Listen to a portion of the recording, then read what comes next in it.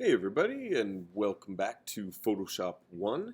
We're on lesson 4 right now, and I want to get everybody all started. So let's start off with firing up your Photoshop and resetting the windows.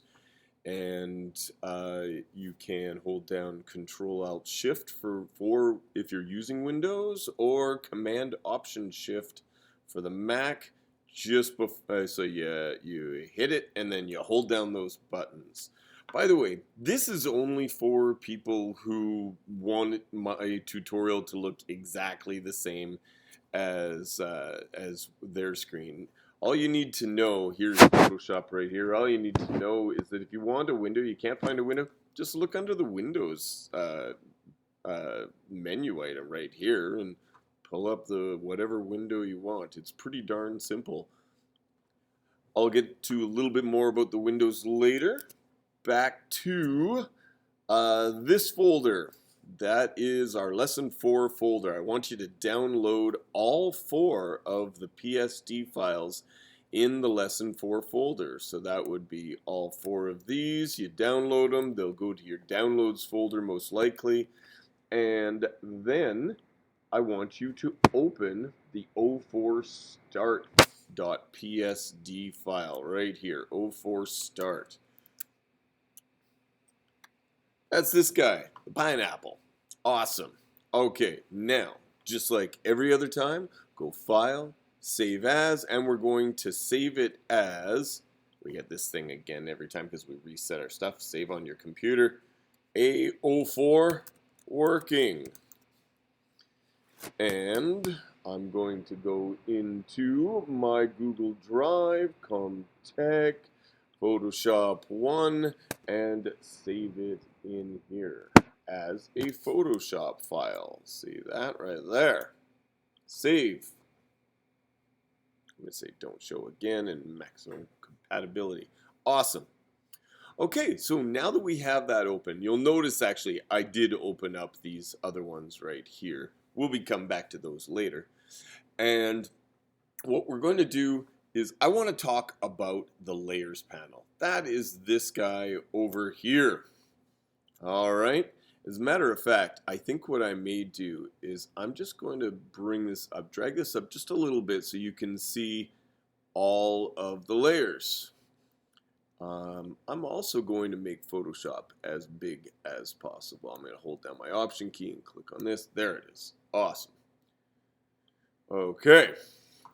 Layers panel. See how I hovered the mouse over top of this line in between? It turns to this different cursor. Then I can click and drag where I want it to go. And if you want to get rid of other things in Windows and that kind of thing, you can click here and say, you know what, just close this window or close the entire tab group. And I just do that, and there it is. Now I can see all of the layers. Just pull back there so I can see everything. Okay, great. Let's talk about layers for a little bit. The layers panel is not visible. If the layers panel is not visible, as you know, you can certainly go up to Window and say Layers. That's this guy right here. Awesome. So then you can see that. And what I want to talk about are these little visuals right here. You'll notice here we've got the visibility on this. Layers are really important in when it comes to the order that they're in. So here's the flower. It's on top. This is really important. You guys were having a lot of trouble with this when you're fixing the old photo of the people on the bridge. Look, I'll take the flower and I'll put it underneath the pineapple. See that? It totally matters what order you are in. Okay. The other thing too is your background layer. The background layer is a default, and basically what it is, it's always locked. Okay, when it first starts off or when you make it. If you want it unlocked, if you want to make changes to the background, let's turn off the pineapple. Right at the moment, this thing has a white background. And if you want to make changes, you have to unlock this thing. And it's pretty simple. You just double click on it. boom, and then say, yeah, okay, there it is, and it unlocks the layer. I'm going to undo that just for now. Alright, so what I want you to do is I want you to open up the beach file, which is probably in your downloads folder. That's this guy right here. If you go Command 0, it makes it full size, so you can take a good look at it. And you will notice that it doesn't have a background layer. It's only the first layer, so which happens when you open up individual pictures and that kind of thing. All right, so now if you take a look in the written tutorial, you're going to see a little bit that talks about the background layer. When